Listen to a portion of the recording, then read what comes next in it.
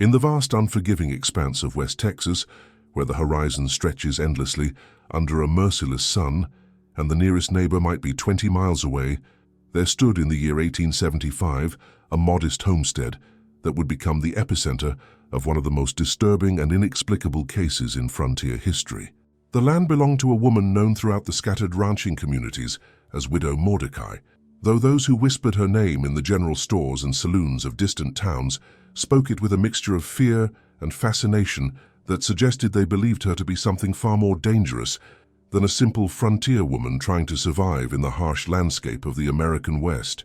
Constance Mordecai had arrived in Texas sometime in the late 1860s, accompanied by her first husband, a cattle rancher named Jacob, who had purchased land in the remote reaches of what would later become Brewster County. The couple seemed unremarkable by frontier standards, hardworking, religious, and determined to carve out a life from the unforgiving terrain that had already claimed the dreams and lives of countless other settlers who had ventured too far from civilization's protective embrace. But within 3 months of their arrival, Jacob Mordecai was dead, reportedly succumbing to a fever that had struck him suddenly and progressed with unusual rapidity.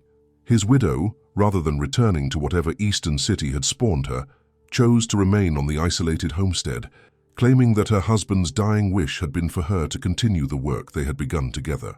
The neighbors, scattered though they were across the vast landscape, admired what they perceived as remarkable courage and determination in a woman who could have easily fled back to the safety of civilized society. Constance's second marriage, to a traveling merchant named William Thorne, who had become smitten with the attractive widow during a business transaction, followed within 6 months of Jacob's burial. Thorne was a man of some means who brought both financial resources and connections to eastern markets that promised to make the homestead profitable in ways that Jacob's simple cattle operation never could have achieved. But like his predecessor, William Thorne's life was cut short by illness that struck without warning and progressed with a swiftness that defied medical explanation. The pattern that would define Constance Mordecai's reputation was established with her third marriage, to a former Confederate officer named Captain Samuel Weatherby, who had been drawn to Texas by promises of cheap land and opportunities for men who possessed the courage to face the dangers of frontier life.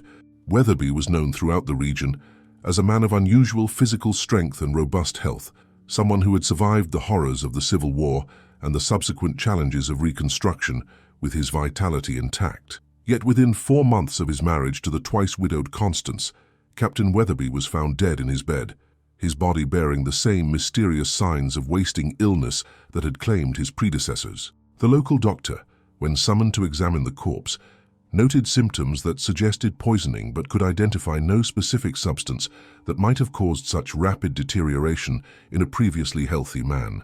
By the time of Weatherby's death, whispers had begun to circulate among the scattered ranching families who comprised the only human presence for hundreds of miles in any direction.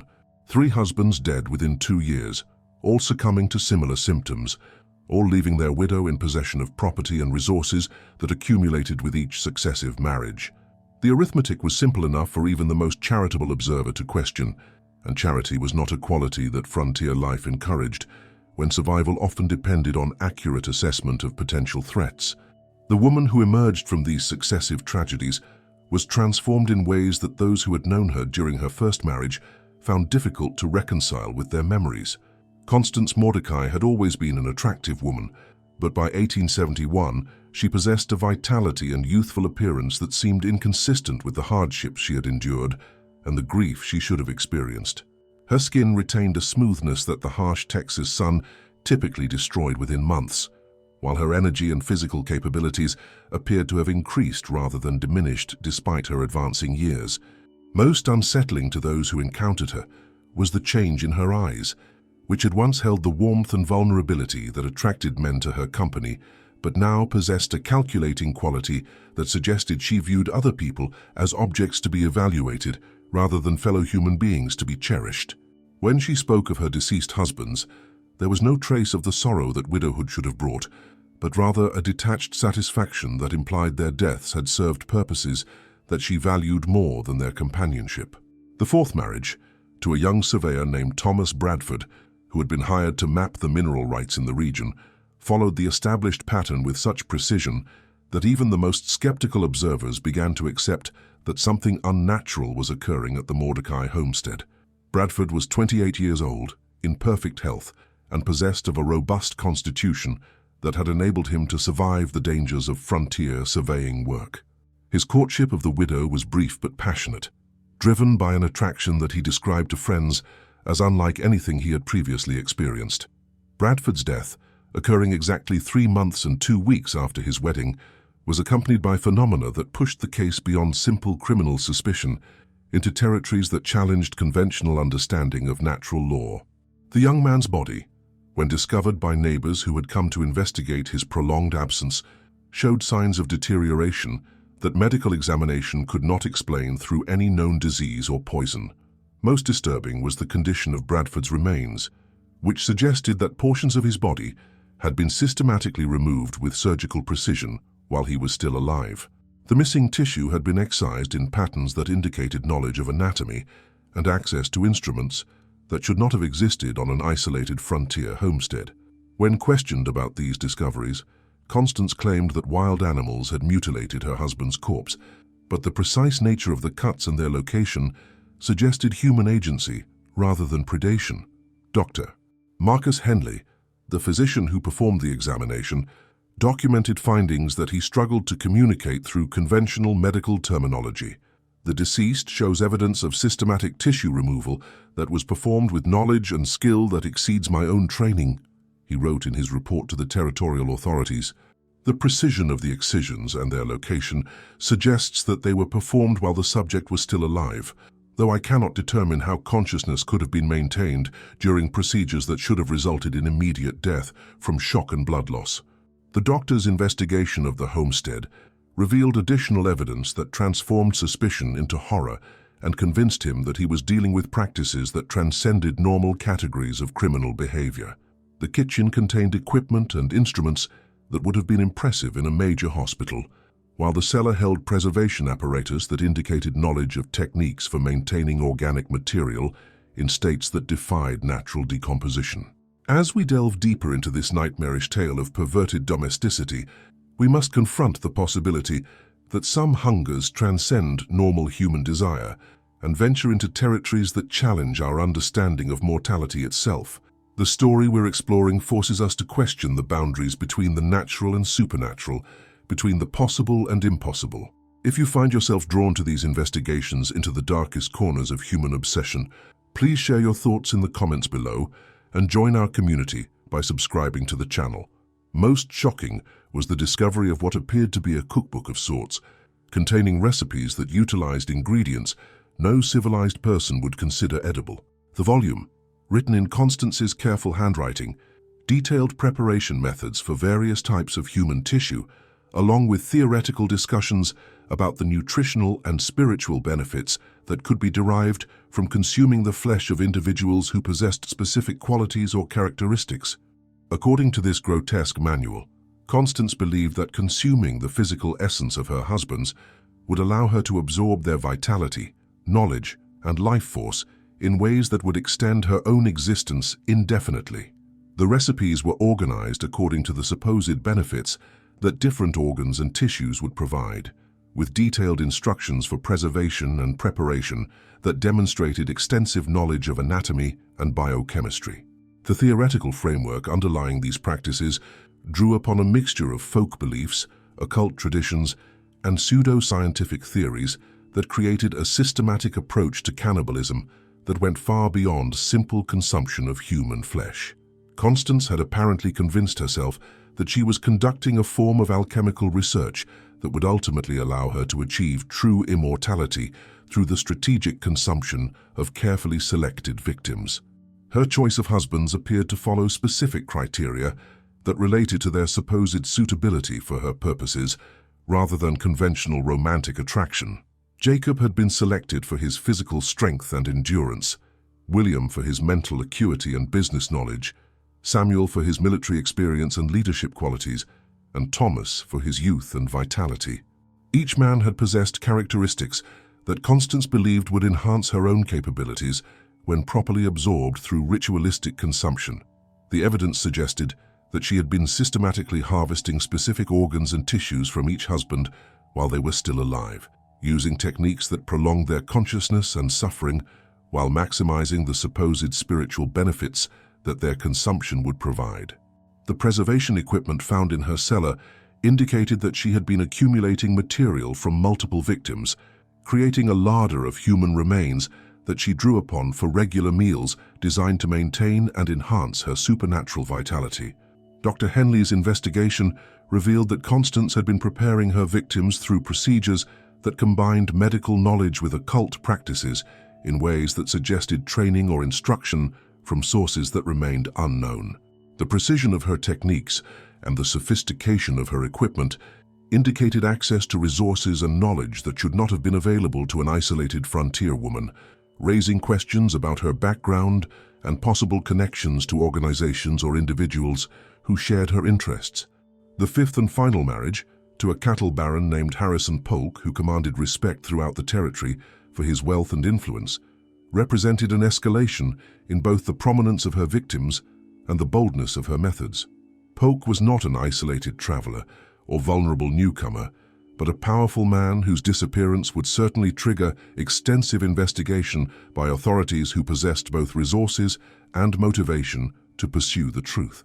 Polk's courtship of Constance had been conducted with uncharacteristic secrecy, suggesting that he was aware of the rumors surrounding her previous marriages, but believed himself capable of managing whatever dangers she might represent.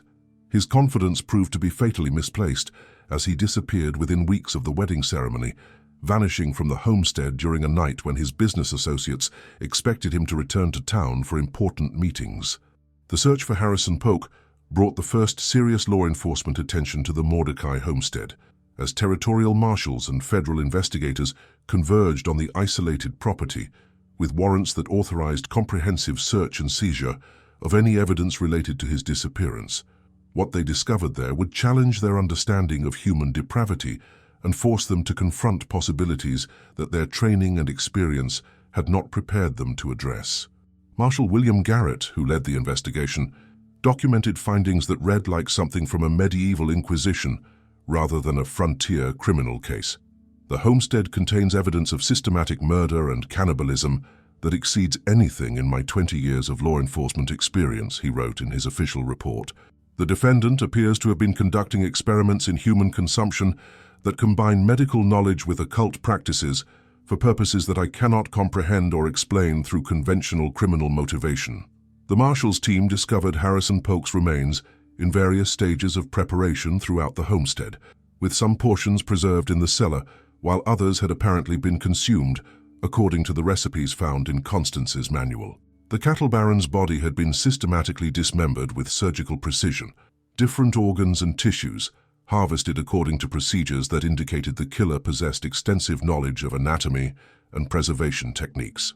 But perhaps most disturbing was the evidence that Polk had been kept alive and conscious during much of this process, subjected to procedures that seemed designed to maximize his awareness of what was being done to him while prolonging his survival for as long as possible.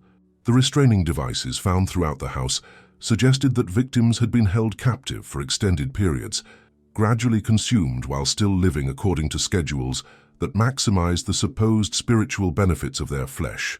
Constance herself was discovered in the kitchen, calmly preparing what investigation would later determine to be a meal consisting primarily of Harrison Polk's liver, prepared according to a recipe that her manual claimed would provide enhanced mental acuity and business intelligence. Her demeanor during the arrest was described by witnesses as unnaturally calm, almost pleased, as if she viewed the interruption of her activities as a minor inconvenience rather than the end of her criminal career. The interrogation that followed revealed a woman whose beliefs and motivations existed so far outside normal human experience that investigators struggled to comprehend the logic underlying her actions. Constance spoke freely about her practices, expressing no remorse or recognition that she had committed crimes, but rather describing her activities as research that would ultimately benefit humanity by demonstrating methods for extending human life indefinitely. I have discovered secrets that philosophers and alchemists have sought for centuries, she declared during one questioning session.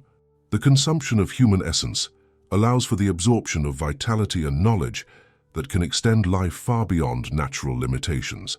Each husband contributed specific qualities that enhanced my own capabilities, while their willing sacrifice served purposes far greater than their individual existence could have achieved. Constance's confession revealed that her cannibalistic practices had begun long before her arrival in Texas, tracing back to her childhood in New England, where she claimed to have learned the theoretical foundations of her work from a grandmother who practiced what she termed domestic alchemy. According to her account, she had been systematically killing and consuming family members for more than 2 decades, perfecting her techniques through experimentation on victims who trusted her enough to provide access to their bodies. The investigation into her background revealed a trail of mysterious deaths and disappearances that stretched across multiple states, suggesting that Constance had been operating as a serial killer for most of her adult life while maintaining the facade of a respectable widow, seeking companionship and security. Each location where she had lived showed patterns of sudden deaths among men who had become romantically involved with her, though previous investigations had failed to identify the connections between these cases. Medical examination of Constance herself produced findings that supported her claims about the effects of her cannibalistic practices, though the mechanisms involved remained beyond scientific explanation. At an age when most frontier women showed clear signs of the hardships they had endured, she possessed the physical condition of someone 20 years younger, with muscle tone, organ function, and cognitive abilities that seemed inconsistent with her chronological age. Dr. Henley's examination revealed cellular structures and physiological processes that he could not explain through conventional medical understanding. The subject displays characteristics that suggest her biological age is significantly less than her chronological age, he reported. Her tissue samples show regenerative capabilities that exceed normal human parameters, while her cognitive function and physical capabilities appear to have been enhanced rather than diminished by the passage of time. The doctor's findings raised uncomfortable questions about whether Constance's beliefs about the benefits of cannibalism might contain elements of truth, even if her methods were clearly criminal and morally reprehensible. The evidence suggested that she had somehow achieved physical and mental enhancements through her practices, though the mechanisms involved remained mysterious, and the costs in human suffering made any potential benefits irrelevant to moral consideration. The trial that followed became a sensation that drew reporters and curiosity seekers from across the country, eager to witness proceedings involving claims and evidence that challenged conventional understanding of human capability and criminal motivation. The case raised fundamental questions about the nature of evidence, the limits of legal jurisdiction over supernatural claims, and the appropriate response to crimes that seemed to transcend normal categories of criminal behavior. Constance's defense attorney argued that his client was clearly insane and should be committed to psychiatric treatment rather than executed for her crimes. But the systematic nature of her activities, the sophistication of her methods, and her articulate explanations of her motivations suggested that she was rational within the context of her beliefs, even if those beliefs were based on premises that civilized society could not accept. The prosecution faced the challenge of proving criminal intent in cases where the defendant freely admitted to her actions while claiming that they were justified by benefits that conventional science could not verify or disprove. The physical evidence clearly demonstrated that murders had been committed, but Constance's apparent success in achieving the goals she had sought complicated arguments about whether her actions constituted criminal insanity or rational pursuit of objectives that happened to be illegal. The jury's deliberation lasted for 3 days, during which they struggled with questions that legal precedent provided no guidance for addressing. The evidence of systematic murder was overwhelming, but the defendant's apparent achievement of her stated goals raised questions about whether her actions, however illegal, might represent genuine discovery of principles that conventional science had not yet recognized. The verdict of guilty on all charges was accompanied by recommendations for further investigation into the scientific claims that had motivated the defendant's actions, though such research was never officially undertaken due to ethical concerns about studying techniques that required human sacrifice to implement. Constance was sentenced to death by hanging, a punishment that she accepted with the same calm satisfaction that had characterized her demeanor throughout the proceedings. But the execution, when it was carried out 6 months later, produced phenomena that observers found deeply unsettling and which reinforced questions about whether conventional understanding of life and death was adequate to address the case.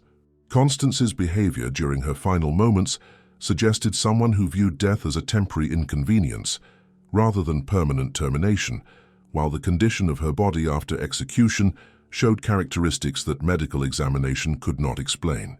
As we examine the aftermath of this case and its implications for our understanding of human nature, we must ask ourselves whether some knowledge is too dangerous to pursue, regardless of the benefits it might provide. If these explorations into the boundaries between the natural and supernatural compel you to reflect on the prices some are willing to pay for power over death itself, please consider leaving a like and subscribing for more investigations into the mysteries that challenge our fundamental assumptions about reality. The autopsy performed on Constance's body revealed findings that would influence medical and legal discussions about the case for decades to come. Despite her execution, her organs and tissues showed signs of vitality that exceeded what should have been possible after death, while cellular examination revealed structures that seemed to resist normal decomposition processes. Her brain, when examined, contained formations that no anatomist could identify or explain through conventional neurological understanding. Most disturbing was the discovery that several of her organs continued to function for hours after her official time of death, pumping blood through circulatory systems that should have ceased operating immediately upon execution. The medical professionals who observed these phenomena found themselves confronting evidence that challenged fundamental assumptions about the nature of life and death, while raising questions about whether Constance's claims about achieving immortality through cannibalism might have contained more truth than anyone had been willing to acknowledge.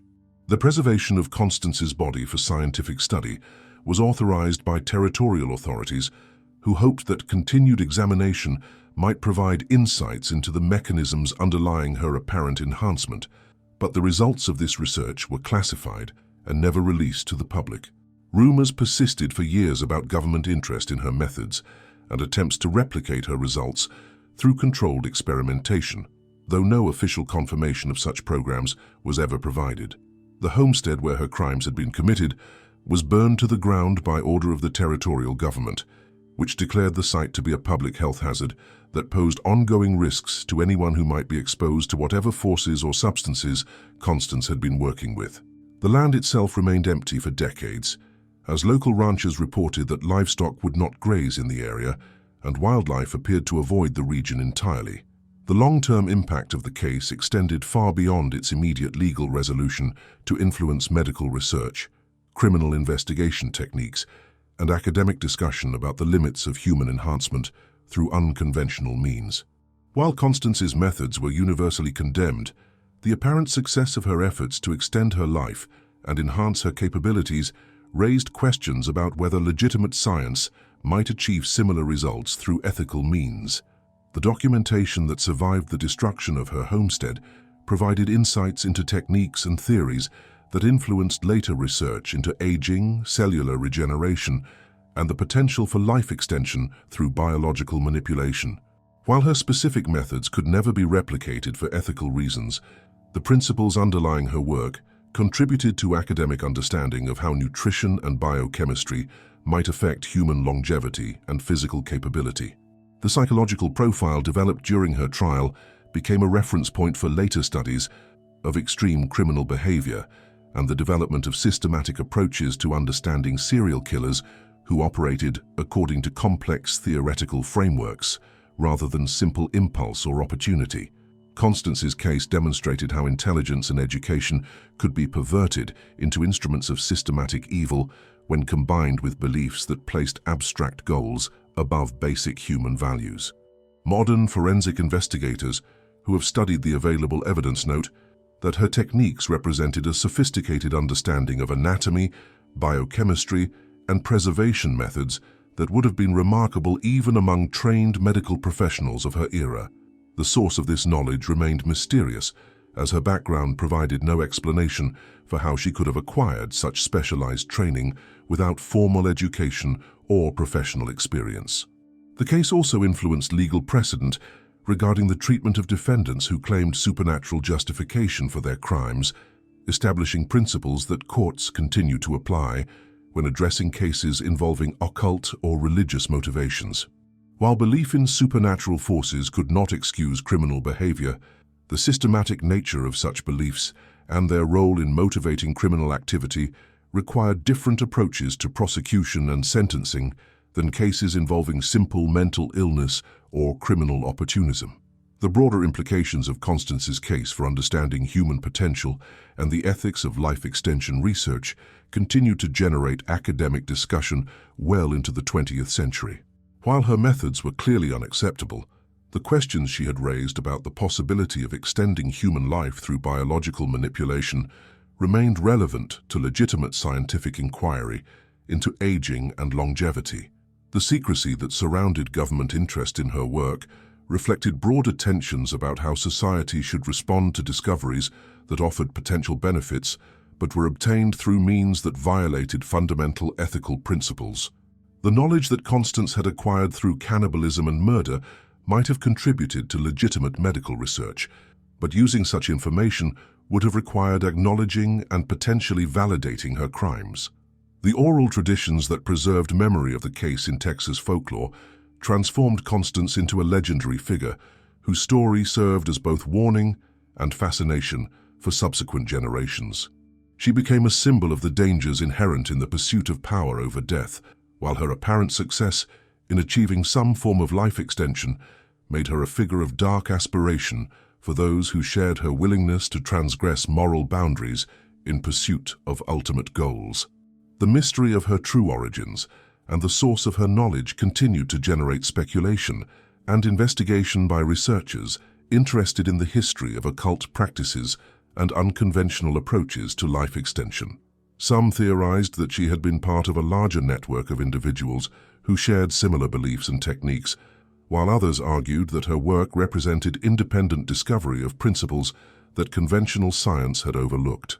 The physical evidence that survived the destruction of her homestead was eventually transferred to federal facilities, where it remained under classified study for reasons that were never fully explained to the public.